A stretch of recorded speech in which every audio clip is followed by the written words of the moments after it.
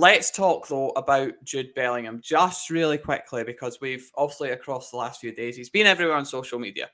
There was talks that Liverpool are out the race. Not what I heard at any point that Liverpool have been out the race. I think they've always been in it.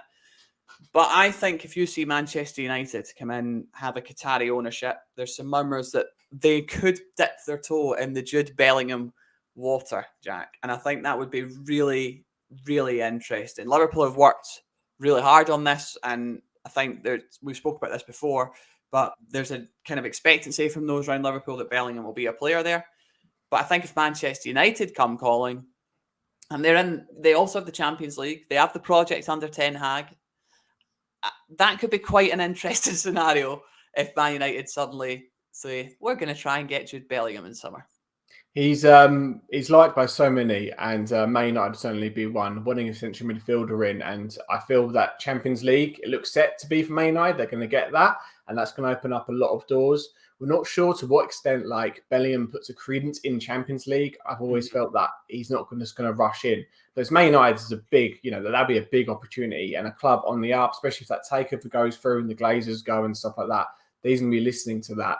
As I've always reported, I still believe it's Liverpool. The sounds are Liverpool is still there. I know there's been relative reports to the contrary about the financial might of Man City and Real Madrid, which is very possible, and Liverpool may be a bit tentative about getting into a bidding war.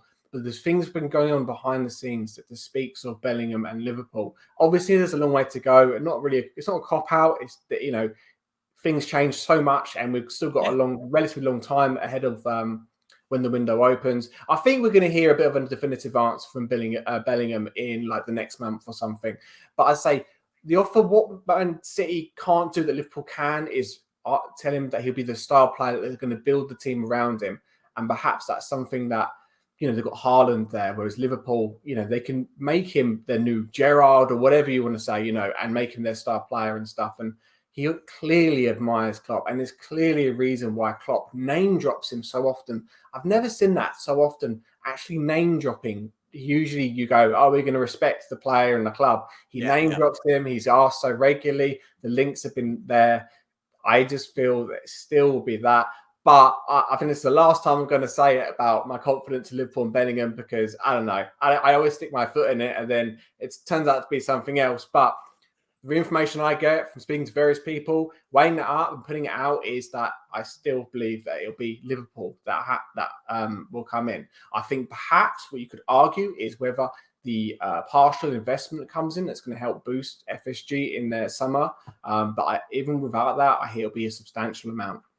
Yeah, no, I'll back you up on that. There's nothing that's changed from us. We've got a report out today from David Lynch, my colleague at Football Insider. You can get Jack at Football Transfers. And we've got a new report that Liverpool are still in that. They're still working on that hard.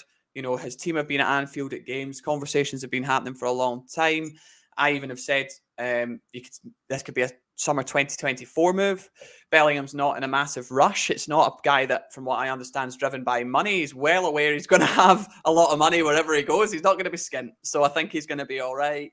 Like I said, he loves Klopp, and that partial investment could be really interesting. But I also believe that the money for a Bellingham deal has been set aside by Liverpool because they've been working on it for so long. So it's not as if they're going to go, oh, really? You want to buy? Like, they're well aware who Jurgen Klopp wants to buy. So let's be realistic here. So any reports that they're not interested, I don't ever besmirch other journalists, but it's not what I'm hearing at all. So that's just not the case. But for Manchester United, if they enter the Bellingham race, there certainly would be a massive story, but they're going to have a huge summer, whatever happens, because they're going to have new owners, likely, and the Qataris are confident, but so is Jim Radcliffe, because no one's going to come out in the press and say, I'm not feeling confident at all. So we'll wait and see on that front, but it's going to be a big summer.